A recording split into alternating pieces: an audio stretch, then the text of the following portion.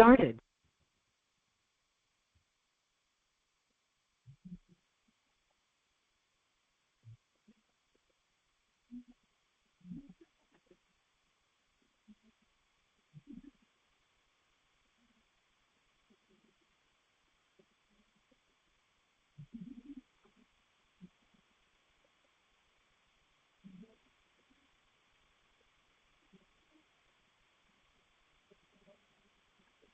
नमो लोये सौहरिहन्ताणं नमो लोये सौहृदानं नमो लोये सौभागिर्यानं नमो लोये सौज्यायानं नमो लोये सौत्रिकावती सावनं ओंकारमिन्दु संयुक्त नित्यं जयन्ति योगिनः कामदमोक्षदं चैव ओंकाराय नमो नमः मङ्गलं भगवान् मङ्गलं भूतमोहि मङ्गलं कुञ्कुण्डारि भुजेन्द्रमोसुमङ्गलं नमः समरिसाराय स्वानुभूत्या चकास्ते चित् स्वभावाय भवाय सर्वाः विभाव निरुद्ध निराकार।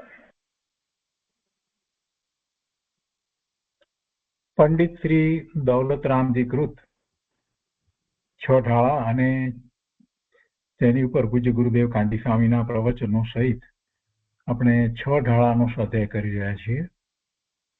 છ ઢાળાના સ્વાધ્યાયમાં આપણે પાંચમી ગાથા, પહેલી ઢાળ એટલે કે પહેલા અધિકારની પાંચમી ગાથા સુધી સ્વાધ્યાય કર્યો છે.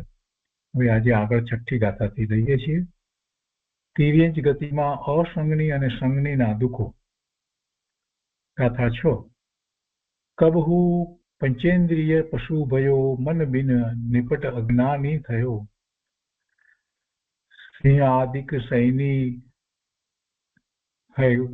ક્રૂર નિબલ પશુ હતી ખાએ ભૂર.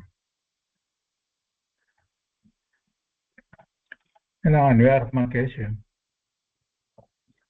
કે આ જીવ કબહુ એટલે ક્યારેક પંચેન્દ્રિય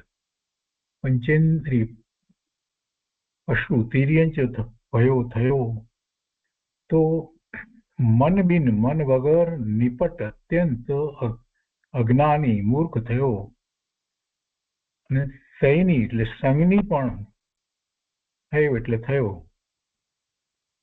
સંગની પણ થયો તો સિંહ આદિક સિંહ વગેરે ક્રૂર જીવ થઈને નિબળ એટલે પોતાથી નબળા ભૂર પશુ ઘણા પશુ તિર્યંચો હતી એટલે હણી હણી ખાધા. આ જીવ ક્યારેક પંચેન્દ્રિય તિર્યંચ થયો તો મન વગર અત્યંત મૂર્ખ થયો અને સંગની થયો, સંગની પણ થયો એટલે મન સહિત પણ થયો તો સિંહ આદિ વગેરે ક્રૂર જીવ થઈને પોતાથી નિર્બળ ઘણા પશુ તિર્યંચો એને હણી હણીને ખાધા.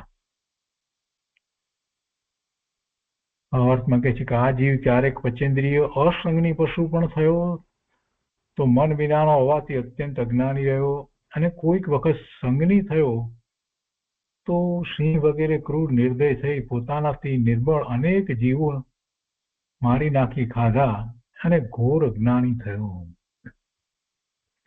એની ઉપર પૂજ્ય ગુરુદેવ કાંતિ સ્વામીએ વિસ્તાર કર્યો છે. પંચેન્દ્રિય તિર્યંચના દુઃખોનું વર્ણન, સંગની અસંગની બંનેની વાત લીધી છે. અહીંયા અજ્ઞાનથી સંસારમાં બમતા તિર્યંચ ગતિમાં એકેન્દ્રિયથી ચતુરિન્દ્રિયપણામાં જીવે જે દુઃખ ભોગવ્યા તેની વાત અગાઉની ગાથામાં આવી. હવે કોઈ વાર પંચેન્દ્રિય તિર્યંચ થયો તો શું થયું તે કહે છે. ગાથા 6 ની અંદર કહે છે કે કોઈક વાર જીવ પંચેન્દ્રિય થયો તો અસંગની થયો એટલે 5 ઇન્દ્રિયો તો પૂરી મળી પણ મન વગરનો થયો, વિચાર શક્તિ વગરનો મૂઢ રહ્યો. મન નથી એટલે કઈ વિચારી શકે એવી તો કોઈ વિશેષ નહીં, વિચાર કરી શકે એવી તો કોઈ વાત નથી રહી. અસંગનીપણામાં તીવ્ર અજ્ઞાન છે. અસંગનીપણું એ જ સૂચવે છે કે એને જ્ઞાનનો ઉઘાડ બહુ ઓછો છે, અજ્ઞાન છે. અને એટલું જ નહીં પણ એ પોતે વિચાર કરી અને જ્ઞાની થઈ શકે એમ પણ બનતું નથી. અસંગની છે ને, મૂંઢતા છે. તે હિત અહિતનો કઈ વિચાર જ કરી શકતો નથી. હિત અહિતનો કઈ વિચાર જ નથી, અને ઉપદેશ ગ્રહણ કરવાની શક્તિ જ નથી. શું ઉપદેશ ગ્રહણ કરે? આપણને સંજ્ઞીપણું મળ્યું છે એનો જરાક વિચાર કરીએ તો એમ થાય કે ઓહો, આ તો ઘણી મોટી શક્તિ છે. સંજ્ઞીપણું મળ્યું એટલે આપણે વસ્તુ સ્વરૂપને જાણવા માટે ઉપદેશ દ્વારા જાણીએ એટલું જ નહીં, પણ એમાં પછી વિચાર પણ કરીએ, ચિંતન વગેરે પણ થાય, નિર્ણયો પણ થાય, આ બધું જ થાય. સંજ્ઞીપણું છે, મતિ સ્વરૂપ જ્ઞાન છે એટલે શું ન થાય? બધું થાય. પણ આ બિચારાને અસંજ્ઞની કેવી દશા છે? એ ઉપદેશ ગ્રહણ કરવાની શક્તિ છે ને તો નથી. એટલે કે કાન છે તે સાંભળે છે, દ્રષ્ટિ છે દેખાય છે, અને બરાબર છે, બધું 5 ઇન્દ્રિયો છે, પણ સમજવાની બુદ્ધિ કે વિચાર શક્તિ તેનામાં નથી. તેને ભાષા જ્ઞાન નથી. એની જ્ઞાન શક્તિ ખૂબ જ અવરાઈ ગઈ છે, ખૂબ જ અવરાઈ ગઈ છે. આવી દશામાં પંચેન્દ્રિય થઈને પણ તે જીવ ભલે 5 ઇન્દ્રિય મળી પણ કોઈ શું ઘણું દુઃખ ભોગવે છે. કોઈને પ્રશ્ન થાય કે એમાં દુઃખ શું ભોગવે? એને તો ક્યાં ખબર જ પડે છે? એવો એને અભ્યાસ ન હોય ને શાસ્ત્રના, એને એવો વિકલ્પ આવે. અરે ભાઈ, એને પર્યાપ્તિ જ નથી, પૂરું જ્ઞાનનો જુગાડ નથી, એ મોટા મોટી વાત છે. અને એ ક્યાં કોઈને કંઈ કહી પણ શકે છે? એને માટે થઈને ઉપાયો કરવા માટે કે કંઈક કરવા માટે કાંઈ કરી શકતો નથી બિચારો. શું કરવું એની એને સમજ પડતી નથી. અસંજ્ઞની વાત કેવી છે? નરકના જીવનો વિચાર કરીએ તો નારકી સંજ્ઞી છે. નરકના જીવો તો સંજ્ઞી છે, ભલે ને એ 7મી નરકમાં હોય તો સંજ્ઞી છે. એને બાહ્યમાં સંયોગોમાં દુઃખ ઘણું છે, પણ એ સંજ્ઞી છે. સંજ્ઞી પંચેન્દ્રિય સંજ્ઞી છે. પોતાના હિત અહિતનો વિચાર કરી શકે એવા છે નરકના જીવો. એ નરકના જીવો કરતા આ અસંજ્ઞી જીવો વધારે દુઃખી છે. અસંજ્ઞી જીવો ધર્મ પામી શકતા નથી. વિતરાગ વિજ્ઞાન રૂપ ધર્મની પ્રાપ્તિનો અવસર સંજ્ઞીપણામાં જ છે. સંજ્ઞીપણું મળ્યું છે, અને એમાંય પાછા સંજ્ઞી તો તિર્યંજ પણ હોય, દેવ પણ હોય, મનુષ્ય પણ હોય, અને નારકી પણ હોય. તો સૌથી વધારે જો કાંઈ ધર્મ કરવાનો, ધર્મમાં આગળ વધવાનો અવકાશ જો હોય તો મનુષ્યમાં છે. દેવમાં ભલે એ સમોસરમાં જઈને પ્રભુની વાત સાંભળે, વાણી સાંભળે, સમ્યક તો ન હોય, સમ્યક તો પ્રગટ કર્યું હોય, સમ્યક દ્રષ્ટિ વારે વાર પ્રભુની દિવ્ય ધ્વનિ સાંભળે, આ બધું હોય, પણ છતાંય ગુણસ્થાન તો એનું ચોથું જ રહે. ગુણસ્થાન દેવને ક્યારેય 5મું થાય જ નહીં. ને તિર્યંજમાં પણ કેટલાકને 5મું ગુણસ્થાન થાય છે, પણ એથી વધારે આગળ કાંઈ થતું નથી. પુરુષાર્થ શું થાય આગળ? ત્યારે મનુષ્ય ભાવ એક જ એવો છે કે જેમાં એ મિથ્યા દ્રષ્ટિ હતો ત્યાંથી શરૂ કરી અને છેક તીર્થંકર પરમાત્મા થાય, કેવડી પરમાત્મા થાય, હરિયન દશાને પ્રાપ્ત કરી શકે, અને પછી 40 પૂરું થાય, 14મા ગુણસ્થાને આવી અને સિદ્ધ થાય. એટલે એક જ ગતિ એવી છે કે જેમાં સિદ્ધ થઈ શકાય, અવકાશ છે. અને સાથે જો જીણવાણી પ્રાપ્ત થઈ હોય તો જરૂરથી એ સમ્યક દર્શન પ્રગટ કરી અને અનંતા ભાવ એને કર્યા છે. હવે એ અનંત ભાવમાં ન જાય, હવે એને અનંતાનુબંધીના બંધ પડે નહીં, એવું એ કરી શકે. એટલે સમ્યક તો જરૂરથી પ્રગટ કરી શકે. વિતરાગ વિજ્ઞાન રૂપી ધર્મની પ્રાપ્તિનો અવસર સંજ્ઞીપણામાં જ છે. બહુ સરસ વાત છે, એક એક વાતને સમજવાની છે.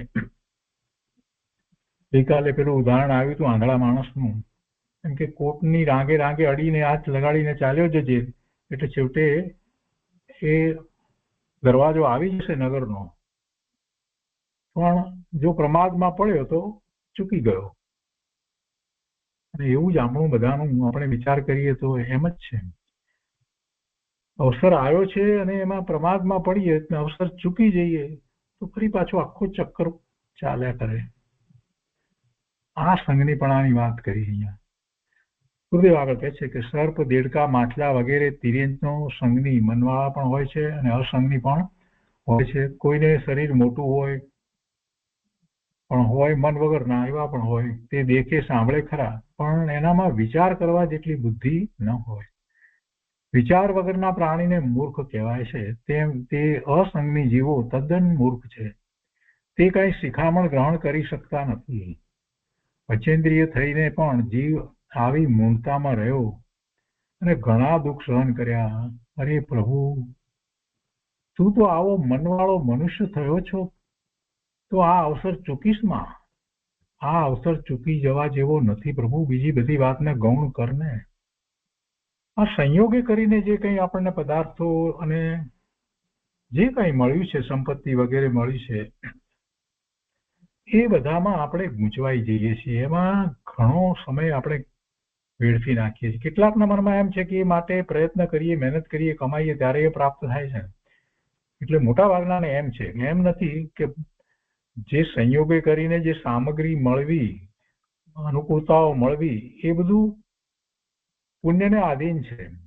કોઈ મહેનત કરવાથી મળે છે એવી કોઈ વાત જ નથી. એ પૂર્વના પુણ્યને ઉદય એવા હોય તો બધો સંયોગો એવો હોય. અને એ સંયોગ છે ને, છેવટે એનો વિયોગ તો થવાનો જ છે.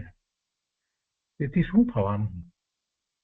અહીંયા કહે છે કે આવો અવસર ચૂકીશ નહીં, એમ કે છે. કેમ કે કરી અને પછી અહીંયા ગાથા મૂકી છે કે ય માનુષ પર્યાય સુકુલ સુની વહુ જીનવાની ઈલ વિધિ ગયે ન મિલે શું મણી જ્યો ઉદધી સમાની.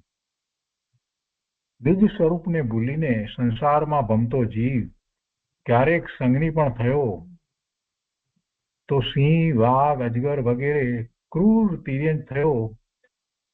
તેને મન મળ્યું, વિચાર શક્તિ મળી, પણ પરિણામ ન સુધર્યા.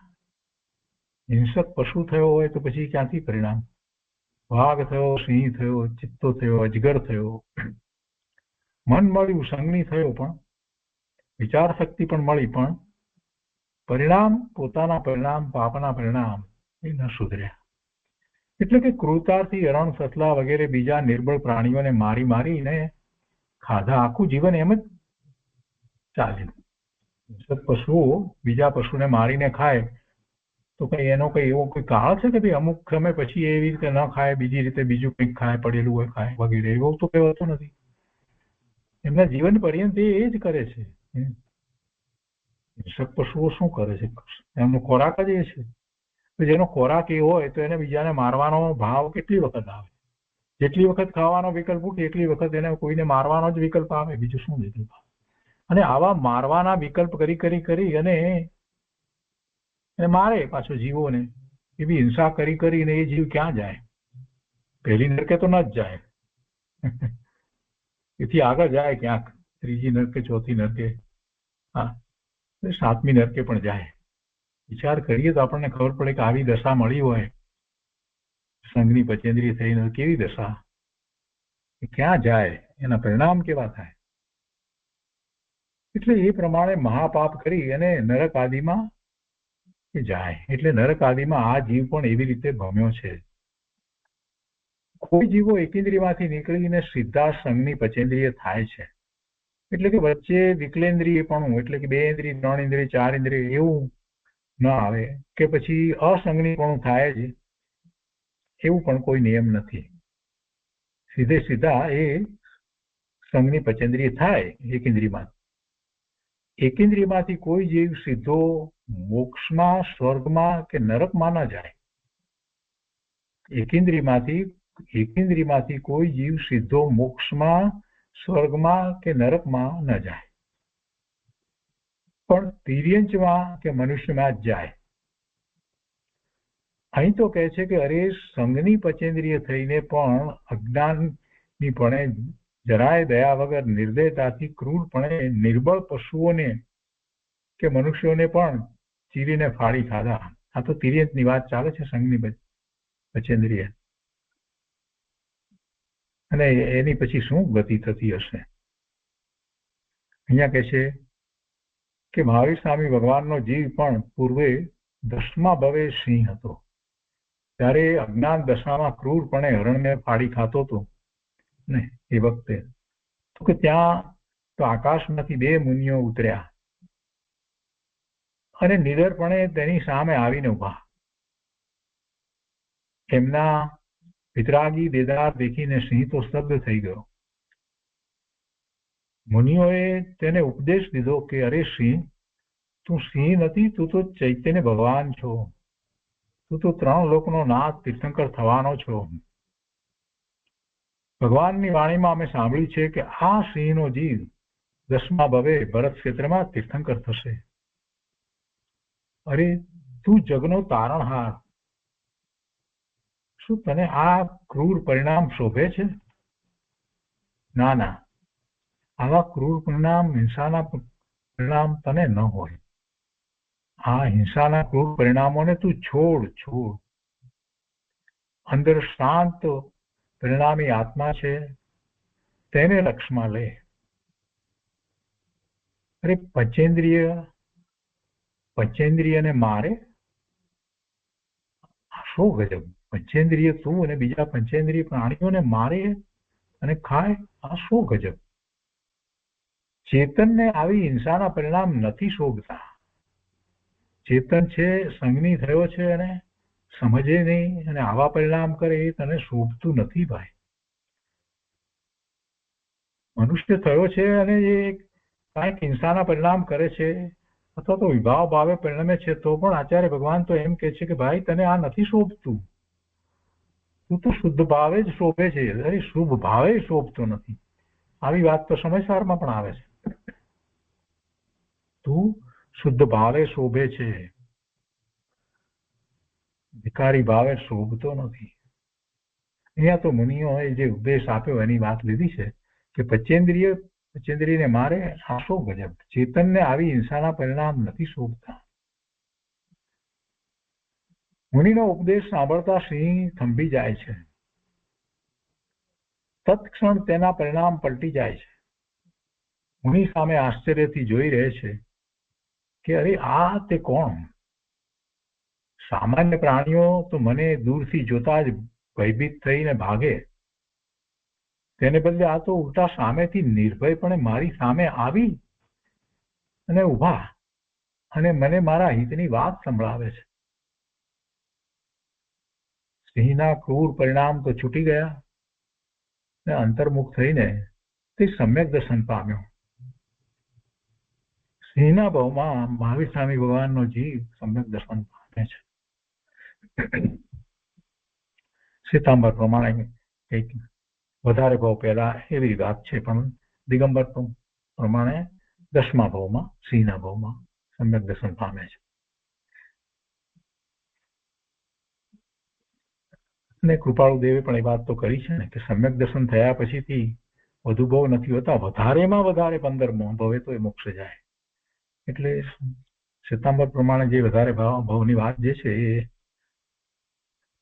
એ રીતે પણ બેસતી નથી. 10મા ભાવમાં, પૂર્વના સિંહના ભાવમાં એ સમ્યક દર્શન પ્રાપ્ત એમને થયું. અને સમ્યક દર્શન પામ્યા પછી તો તેણે ઘણા જ ભાવથી મુનિવરોની ભક્તિ કરી, મુનિઓને પ્રદક્ષિણા કીધી.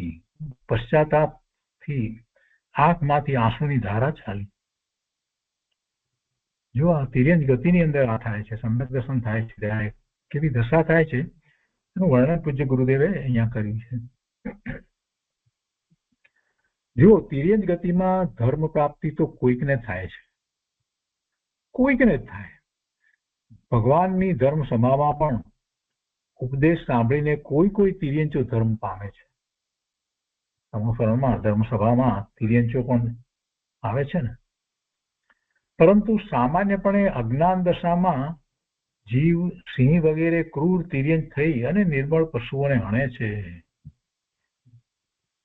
અને એને લીધે તો એને કેવા પાપના બંધ પડે છે. અહીંયા તો મહાવીર સ્વામી ભગવાનના જીવની વાત લીધી છે કે જે 10મા ભવે તો જગત ઉદ્ધારક તીર્થંકર થવાનું છે, કે જેની સમીપમાં સિંહ વગેરે જીવો પણ પોતાનું હિંસકપણું છોડી દે એવી તો એમની અદ્ભુત દશા થવાની છે. જ્યારે તીર્થંકર થશે ત્યારે એમના સમોસરમાં એ બધા જ એ હિંસક પ્રાણીઓ આવશે, તો એ પણ એમની દિવ્ય ધ્વનિને ગ્રહણ થઈ કરી અને હિંસકપણું છોડી દેશે, એવી દશા તો એમની થવાની છે.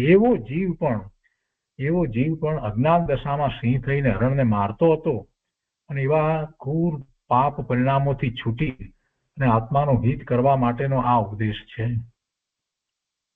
એટલે કે એના પરિણામ ફરી ગયા, એના પણ પરિણામ ફરી ગયા. મહાવીર સ્વામી ભગવાનના સમ્યક દર્શનની વાત સાંભળીને ખ્યાલ આવે કે આવું ક્રૂર હિંસક પશુ રૂપે થઈ અને જેવા પરિણામો કરતા હોય એમાંથી સમ્યક દર્શન પ્રગટ કરી લેવું એ કેટલી મોટી વાત છે.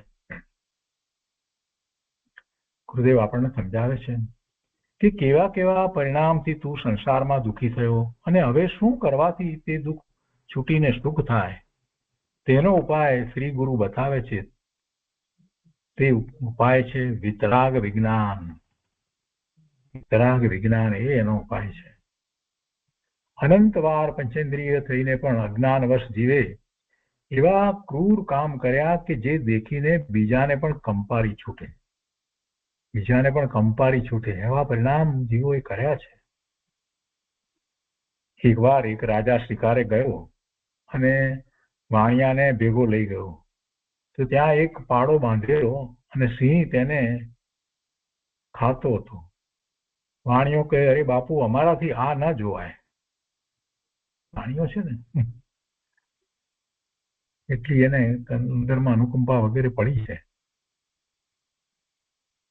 તો રાજા કહે કે અરે તમે વાણિયા તો વેવલા, ડરપોક, અમે તો ક્ષત્રિય સુરવીર, આ હાથે કરીએ અને આ હાથે ભોગવીએ. એમાં અભિમાન, આ હાથે કરીએ અને આ હાથે ભોગવીએ. કેવા મૂર્ખ જીવો પડ્યા છે દુનિયામાં. જો આવા નિષ્ઠુર પરિણામ વાળા જીવો નરકમાં ન જાય તો બીજે ક્યાં જાય? આ કારણ વગર નવરા બેઠા શનિ રવિમાં ફિશિંગ કરવા જાય કેટલાય માછલાને. અરે ભગવાન, ફિશિંગ કરવામાં નથી એને માછલા જોઈતા, એ માછલાને કઈ લઈને આવે છે, ખાવાનું નથી તો ખાવા માટે કરે છે, એમ ક્યાં છે? આનંદ માટે પેલું માછલું અંદર ફસાય છે. અને કેવા ક્રૂર પરિણામ. હિંસા કરી અને આનંદ માણવો, એના જેવા કોઈ બીજા ક્રૂર પરિણામ નથી. અને એ જીવો ક્યાં જાય? નરકમાં જાય. દુનિયાના મોટા ભાગના દેશોની અંદર મોટા ભાગના જીવો તો બધા એવા હિંસક વૃત્તિ વાળા છે. એમના પરિણામનો એમને વિચાર જ નથી આવતો કે ક્યાં જશે. અને પછી નરકમાં જાય અને નરકમાં એના દુઃખની અસહ્ય પીડા કેવી હશે એ તો આપણે નરકના દુઃખોનું વર્ણન જ્યારે સાંભળીએ ત્યારે ખ્યાલ આવે છે. એને તો એ વેદે અને ભગવાન જાણે કે કેવા દુઃખો છે. એની રાડ કોઈ સાંભળે તેમ નથી. અરે પાપ કરતી વખતે જીવ આંધળો થઈ જાય છે. પાપ કરતી વખતે પાછું વાળીને જોતો નથી, જરાક ખમીને પોરો ખાધો નથી કે હવે જરાક હું અટકું. પાપ કરતી વખતે ક્રોધમાં ને ક્રોધમાં કેટલાય પ્રકારે પાપ કરી દેશે, જરાક અટકે ને તોય પાછો પડી જાય. પણ જે પાપ કરતી વખતે જીવ આંધળો થઈ જાય છે, પાપના ફળને તે દેખી નથી શકતો. પણ જ્યારે એનું પરિણામ આવે છે ત્યારે ભોગવવું આકરું થઈ પડે છે. પાપનું શું ફળ આવવાનું છે એ વખતે એને કઈ ખ્યાલ નથી આવતો, એ દેખી નથી શકતું. પણ જ્યારે એનું પરિણામ આવે ત્યારે તો એને જ ભોગવવાનું છે ને, એ વખતે એને ખૂબ આકરું થઈ પડે છે. નાના નાના શોખને પોષવા માટે આપણે નાના પ્રકારે જે પાપ કરીએ છીએ ને ત્યારે વિચાર નથી કરતા. નાના પ્રકારે એમાં કેટલીક ત્રસ જીવોની હિંસા થઈ જતી હોય ત્યારે આપણે પાછું વાળીને જોતા નથી. બહુ સમજવા જેવી વાત છે. એના ફળ તો ભોગવવા પડશે, એના પરિણામ તો આવવાના જ છે. જે બંધાયા પાપ એના ઉદય તો આવવાના જ ને. અત્યારે અહીં તિર્યંતની વાત ચાલે છે. ગુરુદેવ કહે છે કે ક્યારેક સંગની પચેન્દ્રિય તિર્યંત થયો તો એવા ક્રૂર પરિણામ કર્યા કે આત્મવિચારનો અવકાશ જ ન રહ્યો. ક્રૂર પરિણામમાં ને ક્રૂર પરિણામમાં જીવન પૂરું કર્યું. હમણાં એક મોટા અજગરે વાઘ જેવા વાઘને બરડો દઈને ભીસી નાખ્યો. 6 કલાક સુધી છૂટવા વાઘે ઘણા ફાંફા માર્યા, પણ અંતે વાઘ મરી ગયો. અને એ તો સિરીજમાં એ ચાલી જ રહ્યું છે. મોટા માછલા નાના માછલાને ખાઈ જાય. અરે જ્યાં મનુષ્યને નિર્દયપણે હણી નાખે છે, ત્યાં પશુની શી વાત? એને તો ખબર નથી. આ કૂતરી પોતાના બચ્ચાને જન્મ આપે ને પોતે જ તેને ખાઈ જાય. આવું બને છે. જો ક્રૂરતા! આવા ક્રૂર પરિણામ જીવે ઘણીવાર સેવ્યા. અરે આવા હિંસક અવતાર કરી કરીને જીવ મહા દુઃખી થયો. આ બીજાના અવતારની, બીજાના ભવની વાત નથી ચાલતી. ગુરુદેવ આપણને કહે છે કે આ જીવ એટલે તું પણ તારી જાતને માટે વિચારી લે કે આવા પરિણામ તારાએ થયા હશે. અનંત કાળથી છે તો અનંત કાળમાં કેટલા ભવ કર્યા, ક્યાં ભવ કર્યા, ક્યાં યાદ છે. પણ આવું થયું હોય. પોતે બળવાન થયો ત્યારે બીજા નિર્બળ પશુને મારી ખાધા, અને ક્યારેક પોતે નિર્બળ થયો ત્યારે પોતાથી બળવાન બીજા પશુઓ વડે એ હણાયો, ખવાયો. એ વાત પછી હવે એની ગાથામાં કરશે. અહીંયા કહે છે કે સંસારમાં જીવોને જીવન મરણ તો પોતાના આયુ અનુસાર થાય છે, પણ કોઈ બીજો તેને મારી કે જીવાડી શકતો નથી. એ વાત તો સિદ્ધાંત પ્રમાણે તો એમ જ છે. પણ જીવન મરણ જે છે એ પોતાને પોતાના આયુ અનુસાર થાય છે. તો એ મરણ પણ એવું ક્રૂરતા કોઈક એની પર કરે અને મરણ થાય, એવા એને કર્મ બાંધ્યા હોય અને એમ મરણ થાય. જીવને મરણ થાય, એમાં સમાધિ મરણ પણ થાય જીવોને. કોઈને કાંઈ પણ પીડા વગર સહજ રીતે દેહ છૂટી જાય. કોઈને પીડાનો પાર ન રહે, કેટલાય વખત સુધી દુઃખી થઈ. અને કોઈને અચાનક એવા એક્સિડન્ટ વગેરે થાય, એમાં ખૂબ પીડા સહન કરે અને કોઈ જાતની સારવાર વગર મળે નહીં, અને એ દુઃખી થઈને મળે. એટલે મરણમાં ફેર છે.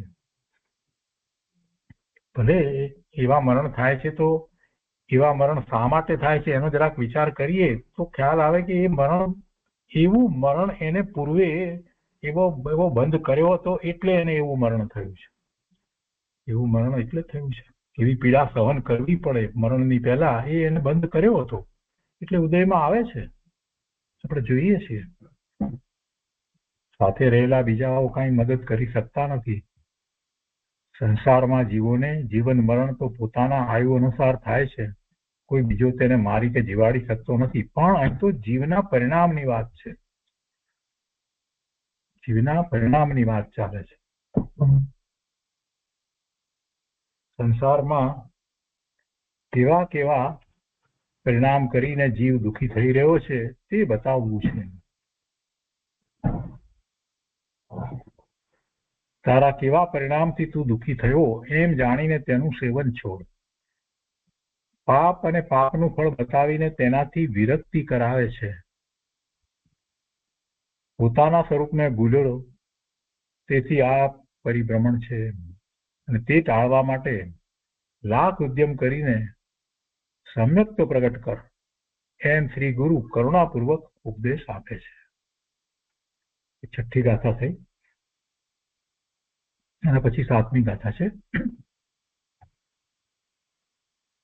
તિર્યંજ ગતિમાં નિર્બળતા તથા દુઃખ. હજી આગળ વાત કરે છે. કબહુ આપ ભયો બલહીન, સબલની કરી ખાયો અતિદીન.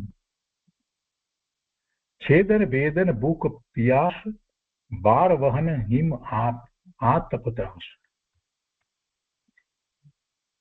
આ પોતે નિર્બળ થયો હોય એની વાત આમાં લીધી છે. વરુણ અહીંયા નિર્બળ છે કે પછી આ થયો છે, બળદ થયો છે ને પેલા મારે છે, કહે છે, જે કઈ વાત છે, ભાર વહન કરે છે, છેદન વેદન. અન્વયાર્થમાં અહીંયા કહે છે કે આ જીવ તિર્યંજ ગતિમાં કબહુ એટલે ક્યારેક આપ પોતે બલહીન, કમજોર થયો તો અતિદીન, અસમર્થ થવાથી, અતિદીન એટલે અસમર્થ થવાથી, કમજોર અસમર્થ થવાથી સબલની કરી એટલે પોતાથી બળવાન પ્રાણીઓ વડે ખવાયો અને છેદાવું ભેદાવું થયું. ભૂખ પિયાસ, ભૂખ તરસ, ભાર વહન બોજો ઉપાડવો, હિમ ઠંડી, આતાપ ગરમી વગેરેના ત્રાસ દુઃખો સહન કર્યા. આ જીવ તિર્યંચ ગતિમાં ક્યારેક પોતે કમજોર થયો અને અસમર્થ થયો, તેથી પોતાથી બળવાન પ્રાણીઓ વડે એ ખવાયો, છેદાયો, ભેદાયો, ભૂખ તરસ અને બોજો ઉપાડવો, ઠંડી ગરમી વગેરે સહન કરવું, એવા અનેક દુઃખો એને સહન કર્યા. અર્થમાં કહે છે કે જયારે આ જીવ તિર્યંચ ગતિમાં કોઈ વખત સ્વયં નિર્બળ પશુ થયો તો પોતે અસમર્થ હોવાથી પોતાનાથી બળવાન પ્રાણીઓ દ્વારા એ ખવાઈ ગયો અને તે તિર્યંચ ગતિમાં છેદાવું, ભેદાવું, ભૂખ તરસ, ભાર વહન કરવું, ઠંડી ગરમી વગેરેના દુઃખો પણ સહન કર્યા. અને એમાં આપણે પોતાનો વિચાર કરીએ, અનંત ભવમાં આવા ભવ મેં પણ કર્યા છે, એવો જયારે નિર્ણય થાય ત્યારે આપણને એમ થાય કે હવે ભવના પ્રમાણ નથી જોઈતા. તો સાતમી ગાથા ઉપર પૂજ્ય ગુરુદેવે જે વિસ્તાર કરે છે તે લઈએ છીએ. તિર્યંચ ગતિના દુઃખોનું વિશેષ કથન.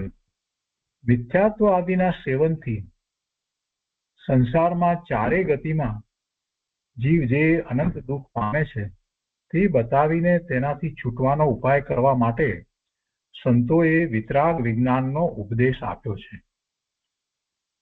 તિર્યંચપણામાં જીવ કેવા દુઃખ પામ્યો તેનું કથન ચાલે છે અને અહીંયા સાતમી ગાથામાં આગળ એ જ વાતને કહે છે કે પોતે જયારે સિંહ આદિ બળવાન પશુ થયો ત્યારે નિર્બળ પ્રાણીઓને ક્રૂરપણે મારી ખાધા અને એવા પરિણામ કરી અને નરકમાં ગયો.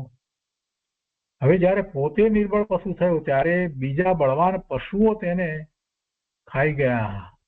એની પાસે જોર ચાલે નહીં એટલે અત્યંત દીનપણે એ બીજાનું ભક્ષ થઈ ગયો. બિચારું સસલું કે બકરાનું બચ્ચું મોટા સિંહના મોઢામાં પડ્યું હોય તે કેવું દીન થઈને મરે. વળી કોઈ કસાઈ વગેરે એને છરાથી છેદી નાખે, ભેદીને કટકા કરી નાખે, ખાવા પીવાનું મળે નહીં, હસે ભાર ઉપાડવો પડે અને ગમે તેવી ઠંડી ગરમીના ત્રાસ સહન કરવા પડે. આમ દુઃખમાં અને દુઃખમાં ભાવ પૂરો કરી નાખે. આપણે ક્યારે વિચાર કરીએ છીએ કે આ બધા તિર્યંચને બિચારાને કેટલા દુઃખ હશે, આપણે કેટલો વિચાર કરીએ છીએ એમના માટે. એમના જો દુઃખનો વિચાર આવે તો આપણને ખ્યાલ આવે કે પૂર્વ કોઈ ભાવમાં મેં પણ આવા દુઃખો સહન કર્યા જ હશે અને કદાચ હવે પછીના ભાવમાં ક્યારેક જો તિર્યંચ થવાનું આવે તો આવું જ દુઃખ સહન કરવાનું આવશે ને. જો એટલો વિચાર આવે ભવના ભ્રમણ માટે એને ભય લાગે તો આ જીવ તરત જ સમ્યક્તોના પુરુષાર્થ તરફ વળી જાય. એ ભય જરૂરી છે, એ સાચો ભય છે, ખોટો ભય નથી. સંસાર પર્યાયમાં દુઃખ સિવાય બીજું કાંઈ નથી. થોડોક એવો કાળ આવી જાય છે કે એમાં એને અનુકૂળતા હોય છે, સાતા વિધિના ઉદયો હોય છે, એટલે એને આ વાત જલ્દી યાદ આવતી નથી. ધર્મ ક્યારે યાદ આવે છે? મોટા ભાગે જીવોને, મનુષ્યોને જયારે દુઃખ પડે છે ને ત્યારે યાદ આવે છે, બાકી તો ધર્મ યાદ નથી આવતો. બહુ સમજવા જેવી વાત છે. વેપાર ધંધા આ તે મિલકત સામગ્રી મળી હોય, મોટા મોટા મકાનો હોય, મોટા ખેતરો ને મોટી ખૂબ બધી જમીન હોય ને એનામાં ને એમાં કઈ રહેવું હોય, મોટા બંગલા બનાવ્યા હોય ને કંઈક મોટા ક્લિનિક ખોલ્યા હોય ને હોસ્પિટલો ખોલ્યા હોય ને કંઈક એન્જિનિયરિંગમાં હોય તો મોટા કારખાના ખોલીને બેઠો હોય, ફેક્ટરી ચલાવતો હોય ને કંઈક માલનું ઉત્પાદન કરતો હોય. આ બધી વાતમાં એ ભૂલી જાય છે કે એના કેટલા વર્ષો વીતી ગયા, કેટલા બધા વર્ષો એમાં વીતી જાય છે અને એના સિવાય બીજું એને સૂઝતું નથી, ગરડો થાય ત્યાં સુધી પણ. અને પછી જયારે બધી શક્તિઓ નિર્બળ થઈ ગઈ છે ત્યારે પછી એ કહે છે કે હવે મારે ધર્મ કરવો છે, કાંઈ યાદ રહેતું નથી, એવી દશા થઈ ગઈ હોય ત્યારે એ ધર્મ માટે આવે છે. આવું તો ખૂબ જોવા મળે છે. જે વખતે પૂરેપૂરી શક્તિ હતી, જે વખતે પોતે ધર્મના માર્ગમાં કંઈક કરી શકે એવું સામર્થ્ય વગેરે હતું, એટલી બધી ઇન્દ્રિયો બરાબર કામ કરતી હતી, મન, બુદ્ધિ, સ્મૃતિ બધું હતું, તો એ બધું તો એને મૂર્ખાઈ કરી અને બીજા કાર્યો ના કરવામાં એને વેડફી નાખ્યું. જે ધર્મને માટે એને જે કરવાનું હતું, ઉપયોગમાં લેવાનું હતું પોતાનું બધું સામર્થ્ય, એ તો એને લીધું નહીં. અને પછી જયારે બધું ઘટી ગયું, એવી દશા આવી છેલ્લે ઘડપણમાં, ત્યારે કે છે હવે મારે ધર્મ કરવો છે. તો ધર્મ કરવા માટે પોતાનું જે ઉત્કૃષ્ટ સામર્થ્ય જે છે એ ખલાસ થઈ જાય પછી ગમે તે જે રહ્યું હોય એ દશામાં ધર્મ કરવાનો હોય કે જયારે પોતાનું ઉત્કૃષ્ટ સામર્થ્ય હોય ત્યારે શરૂ કરવું જોઈએ. એ બરાબર છે ભાઈ, કમાયો, બધી વાત બરાબર, પણ કંઈક નિયમ તો કર કે ભાઈ હવે આટલા વર્ષે મારે રિટાયર થવું છે. પહેલાના વખતમાં અમે ગવર્મેન્ટમાં 55 વર્ષે ઇન્ડિયામાં રિટાયર કરતા હતા, તો પછીનું જીવન ઓછામાં ઓછું 15-20 વર્ષ જે કંઈ ચાલે તે બધા, કે 50-25 વર્ષ ચાલે તો એમાં એ ધર્મ કરી શકતો. હવે પોતાના ધંધા વગેરે લઈને બેસે છે, એમાં તો પાર જ નથી આવતો. એનો 75-80 વર્ષનો થાય તોય હજી એની ફેક્ટરી એને ક્લિનિક વગેરે ક્યાંક ને ક્યાંક હજી નહીં, કંઈક ને કાંઈકમાં પડ્યો રહ્યો છે. ને એ નહીં તો કાંઈક બીજા ધંધા કરે છે, કંઈક વસ્તુના લે વેચના ધંધા કરે છે. આમાં ને આમાં પણ વિચાર નથી કરતો કે આ બધું એના કારણે થવાનું છે તે થશે. મને જે અનુકૂળતાઓ પ્રાપ્ત થવાની છે, મારા પુણ્યને કારણે થવાની છે, આ બધી સંપત્તિને કારણે મને અનુકૂળતા નથી, એટલો નિર્ણય કરે તો એ બધામાંથી એ ખસી જાય. બસ હવે આ સમય મારે બીજું કાંઈ નથી કરવું, મારો સમય બધો માત્ર ધર્મ ધ્યાનમાં જ ગાળવો છે. આવો નિર્ણય કરવો પડે છે પ્રભુ, નહીતર તો આવો અમૂલ્ય બહુ વેડફાઈ જાય છે. અને એ વાત ગુરુદેવે વારંવાર કરી છે. અહીંયા તો તિર્યંતની વાત ચાલે છે, અને તિર્યંતના જે ભવની વાત કરી એ ઉપરથી તો એ લેવાનું છે કે આવો ભવ પોતાને મળ્યો હશે, ઘણા આવા ભવ તો મળ્યા હશે, અને હવે પછી પણ એવા ભવ મળી શકે છે. જો સમ્યક દર્શન નહીં પ્રગટ કરે તો ક્યાં જશે આજે? હશે ભાર ઉપાડવો પડે ને ગમે તેવી ઠંડી ગરમીના ત્રાસ સહન કરવા, આમ દુઃખમાં ને દુઃખમાં ભાવ પૂરો કરી નાખે. એમાં વળી કોઈ જીવની પાત્રતા હોય તો ભગવાનનો કે મુનિ વગેરેનો ઉપદેશ મળી જાય અને ધર્મ પામી જાય, પણ એ તો બહુ ઓછું. તિર્યંતના ભાવમાં એ તો અપવાદ માત્ર કહેવાય, એટલું ઓછું હોય છે. એમ કઈ તિર્યંતના ભાવમાં મળી જાય એવું હોતું નથી. ભગવાન બિરાજતા હોય ને એ સમયની અંદર હોય ને એ વખતે સમસરણમાં જાય ને દિવ્ય ધ્વનિ સાંભળવા મળે, એવી યોગ્યતા એવું પુણ્ય હોવું જોઈએ ને. એટલે એમાં એવું કોઈક ને હોય તો કે છે કે એમાં કોઈ જીવની પાત્રતા હોય તો ભગવાનનો કે મુનિ વગેરેનો ઉપદેશ મળી જાય, ધર્મ પામી જાય. પણ અહીં તો અજ્ઞાનથી સંસારમાં જે દુઃખ સહન કરી રહ્યો છે તેની વાત છે. જેને જ્ઞાન કર્યું તે તો મોક્ષ માર્ગી થઈ ગયો. જેને જ્ઞાન કર્યું, સાચું જ્ઞાન કર્યું, એ તો મોક્ષ માર્ગી થઈ ગયો. એ તો આનંદનો અનુભવ કરતો કરતો મોક્ષને સાધશે. ચારે ગતિમાં જે ધર્માત્મા જીવો છે, ચારે ગતિની અંદર જે ધર્માત્મા જીવો છે તેને આ દુઃખનું વર્ણન લાગુ નથી પડતું, કેમ કે એમને તો અનુભૂતિ થઈ છે, સ્વાનુભૂતિ થઈ છે, પોતે કોણ છે એને ખ્યાલ છે. વર્તમાન પર્યાયને પોતાનું સ્વરૂપ માનતા જ નથી. એ બધું પોતાથી ભિન્ન એમણે અનુભવ્યું છે, સમજે છે. કેમ કે આ તો મિથ્યાત્વના કારણે થતા દુઃખની કથા છે. ધર્મી જીવો પૂર્વે ધર્મ પામ્યા પહેલા આવા દુઃખ ભોગવી ચૂક્યા છે, પણ હવે તો સમ્યક્ત્વ આદિ પ્રગટ કરીને સુખના પંથે ચડ્યા છે. એટલે એમની તો બલિહારી છે. જો સમ્યક્ત્વ પ્રગટ કરીને સુખના પંથે ચડ્યા છે, એમની તો બલિહારી છે. એમની શું વાત કરવી? તેઓ તો દુઃખહારી અને સુખકારી એવા વિતરાગ વિજ્ઞાન વડે મોક્ષને સાધી રહ્યા છે. આગળ કહે છે કે આ પહેલા અધ્યાયમાં જે પહેલી ઢાળ છે ને એમાં, એટલે પહેલો અધ્યાય, એમાં મનુષ્ય દેવ સહિત ચારે ગતિના દુઃખો બતાવી અને પછી બીજા અધ્યાયમાં કહેશે કે ऐसे मिथ्यादग ज्ञान चर वश भ्रमत भरत दुख जन्म मरण. ચાર ગતિના આવા ઘોર દુઃખો જીવ મિથ્યા દર્શન જ્ઞાન ચારિત્રને લીધે ભોગવે છે. માટે યથાર્થ જ્ઞાન કરીને તે મિથ્યાત્વ આદિને છોડવા જોઈએ. પછી આગળ આવે છે વાત બીજા અધ્યાયથી બધી. અત્યારે તો દુઃખોનું વર્ણન કરીને આંખ ઉગાડી નાખી છે. નિજ સ્વરૂપને સમજ્યા વિના જીવ અનંત દુઃખ પામ્યો. નિજ સ્વરૂપને સમજ્યા વિના જીવ અનંત દુઃખ પામ્યો. કૃપાળુદેવે તો પહેલી જ લીટીમાં જે કહેવું હતું એ બધું જ કહી દીધું. જે સ્વરૂપ સમજ્યા વિના પામ્યો દુઃખ અનંત. નિજ સ્વરૂપને સમજ્યા વિના જીવ અનંત દુઃખ પામ્યો. એટલે નિજ સ્વરૂપની સમજણ કરવી તે જ દુઃખથી છૂટવાનો ઉપાય છે. સ્વરૂપની અણસમજણથી અનંત દુઃખ ને સ્વરૂપની સાચી સમજણનું ફળ અનંત સુખ. સ્વરૂપની અણસમજણથી અનંત દુઃખ છે અને સાચી સમજણથી અનંત સુખ છે. સ્વરૂપને નહીં સમજનાર જીવ ચાર ગતિમાં દુઃખી જ છે. એને ક્યાંય સુખનો છાંટોય નથી. અજ્ઞાનમાં સુખ ક્યાંથી હોય? અજ્ઞાનમાં સુખ ક્યાંથી હોય? મિથ્યાત્વ સહિત જે કંઈ જ્ઞાન છે, ડાપણ છે, બધું મિથ્યાત્વ છે, તો એ અજ્ઞાન છે. ગમે તે હોય ડાપણ, પણ બધું છેવટે અજ્ઞાનમાં જ જાય છે. ગુરુદેવ કહે છે કે આ કાંઈ બીવડાવવા માટે દુઃખ નથી દેખાડતા, એટલા માટે કાંઈ કહેતા નથી, પણ યથાર્થપણે જે દુઃખ જીવ ભોગવી રહ્યો છે તે બતાવે છે. જો આવા દુઃખોથી ખરેખર ભયભીત થાય તો તેના કારણરૂપ મિથ્યા ભાવને છોડે અને સુખના ઉપાયરૂપ સમ્યક્વાદીનો ઉદ્યમ કરે. એટલા માટે આ વાત કરી છે. શરીર છેદાય ત્યાં ત્રાસ પામે છે કે હાય હું છેદાઈ ગયો. શરીરનું છેદાવવું તે તો કાંઈ દુઃખ નથી, પણ એની નજર તો દેહ ઉપર જ પડી છે. દેહથી જુદું પોતાનું અસ્તિત્વ છે તે તો લક્ષમાં આવ્યું નથી. સમયસારની 209મી ગાથા અહીંયા ગુરુદેવ કહે છે કે છેદાવવા ભેદાવવા કો લઈ જાવ, નષ્ટ બનો ભલે વા અન્ય કો રીત જાવ, પણ પરિગ્રહ નથી મારો કરે. છેદન થઈ જાઓ, છેદાઈ જાઓ, ભેદાઈ જાઓ, અન્ય રીતે નષ્ટ થઈ જાઓ, પણ કોઈ પણ રીતે આ પરિગ્રહ તે મારો નથી. શરીરના છેદન ભેદનથી હું તો છેદાતો ભેદાતો નથી.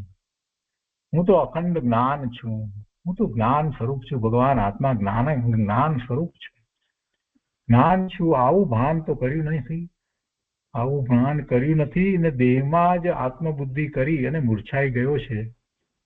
તે જીવ છેદન ભેદનના પ્રસંગમાં દુઃખી થાય છે. તે દુઃખ દેહનું નથી પણ મૂર્છાનું છે. એ દુઃખ દેહનું નથી પણ મૂર્છાનું છે.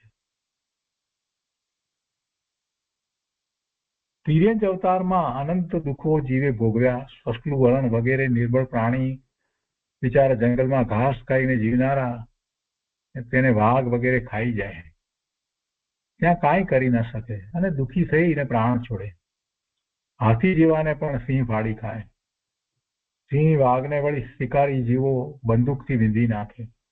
આ રીતે અણાતા જીવ દુઃખી થાય છે. કેમ કે દેહની મમતા તો છૂટી નથી. મમતા છે ને એટલે વધારે દુઃખી થાય. પોતાનું અસ્તિત્વ શરીર સહિત માને એટલે શરીરમાં કાંઈક પણ થાય એટલે દુઃખ સિવાય બીજું કાંઈ એને યાદ નથી આવતું. એને દુઃખ જ લાગે, બીજું બધું ભૂલી જાય. જેટલું શરીર સાથે એકત્વ મમત્વ છે એટલું દુઃખ વધારે છે.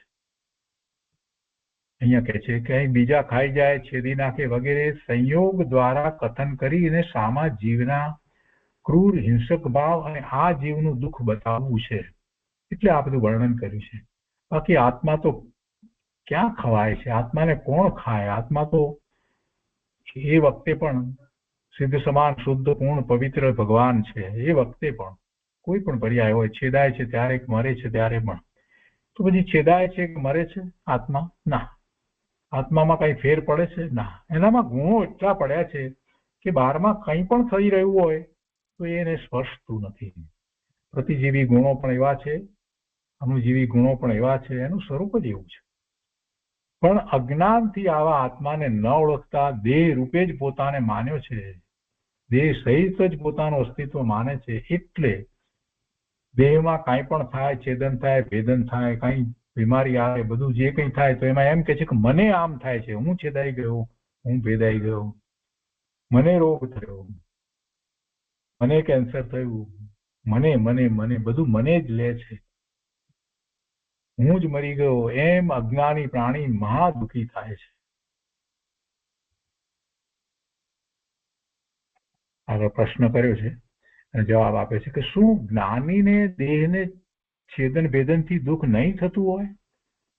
કોઈ પણ વ્યક્તિને આવો પ્રશ્ન થાય, આવો ઉપદેશ આવે ત્યારે કહેતું કે જ્ઞાનીને એ શરીરમાં છેદન ભેદન કે રોગ વગેરે થાય તો એમને દુઃખ નહીં થતું હોય? પૂજ્ય ગુરુદેવે જે ઉત્તર આપ્યો છે તે આપણે સમજવા જેવો છે. ના, ગુરુદેવે સીધી ના લખી કે અજ્ઞાનીને દેહ બુદ્ધિથી જેવું દુઃખ થાય છે તેવું જ્ઞાનીને કદાપી થતું નથી. દુઃખ થાય, હુંકારો નીકળી જાય, બધું થાય, પણ છતાંય અંતરમાં જેવું અજ્ઞાનીને દેહ બુદ્ધિથી જેવું દુઃખ થાય તેવું જ્ઞાનીને કદાપી થતું નથી. અનંત દુઃખના કારણરૂપ મિથ્યાત્વને તો તેણે છેદી નાખ્યું છે. એટલે કોઈ પણ પરિસ્થિતિમાં મિથ્યાત્વજન્ય અનંત દુઃખ તો જ્ઞાનીને થતું નથી. દુઃખ છે તે મિથ્યાત્વજન્ય છે. દુઃખનું મૂળ કારણ મિથ્યાત્વ છે. મિથ્યાત્વના અભાવમાં બાકીના રાગ દ્વેષથી દુઃખ થાય તો તે ઘણું અલ્પ છે. એટલે કે મિથ્યાત્વ ગયું છે, સમ્યક્ત્વ થયું છે પ્રગટ, તે પછી બાકી જે રાગ દ્વેષના પરિણામ જે થઈ રહ્યા છે, અનંતાનુબંધી સિવાય બાકીની જે ચારિત્ર મોહની કર્મની પ્રકૃતિના નિમિત્તે જે કંઈ અને રાગ દ્વેષના પરિણામ થાય છે તેમાં જે દુઃખ થાય છે તો તે ઘણું અલ્પ છે અને એનો તો એ સ્વામી થતો નથી. અને અજ્ઞાની તો કદાચ આરામથી બેઠો હોય, શરીર છેદાતું ભેદાતું ન હોય, છતાં તે વખતે પણ મિથ્યાત્વ ભાવનું અનંત દુઃખ તે વેદી રહ્યો છે. કાંઈ બહારનો સંયોગ પ્રતિકૂળ હોય તો જ દુઃખ હોય એમ નથી. બહારનો સંયોગ પ્રતિકૂળ હોય તો જ દુઃખ હોય એમ નથી. સંયોગનું કથન તો સ્થૂળ બુદ્ધિ જીવોને સમજાવવા માટે છે. બધા જ બહારમાં સંયોગો બધા બરાબર હોય, સારા હોય, છતાં પણ એ દુઃખી હોય. અનેક પ્રકારના વિકલ્પોમાં હોય અને એમાં એવા દુઃખના ચિંતન કર્યા કરતો હોય.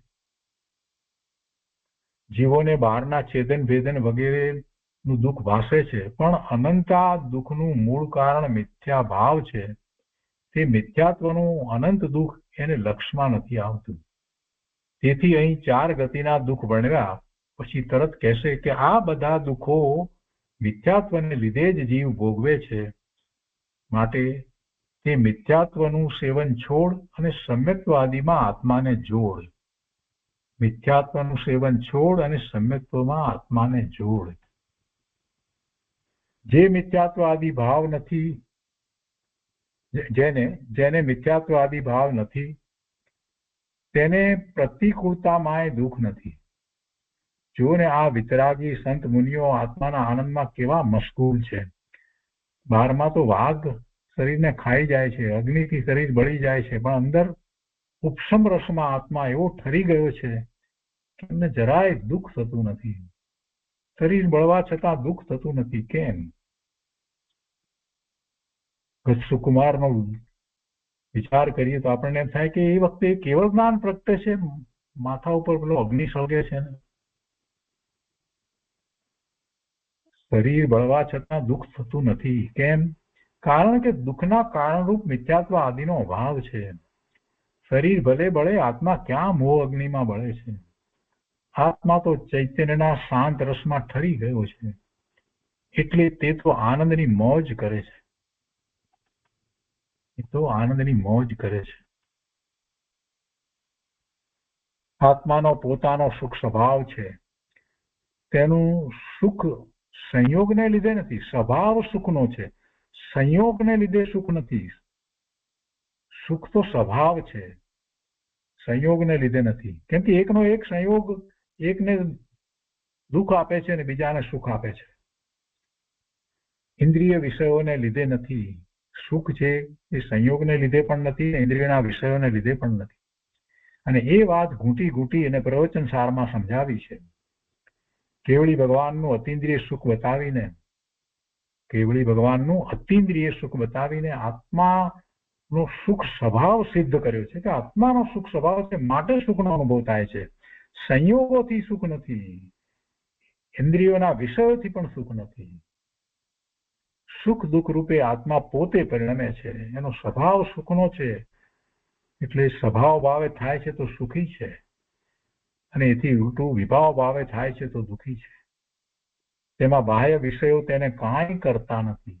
બાહ્ય વિષયો કાંઈ કરતા નથી, બાહ્ય સંયોગો પણ એને કાંઈ કરતા નથી.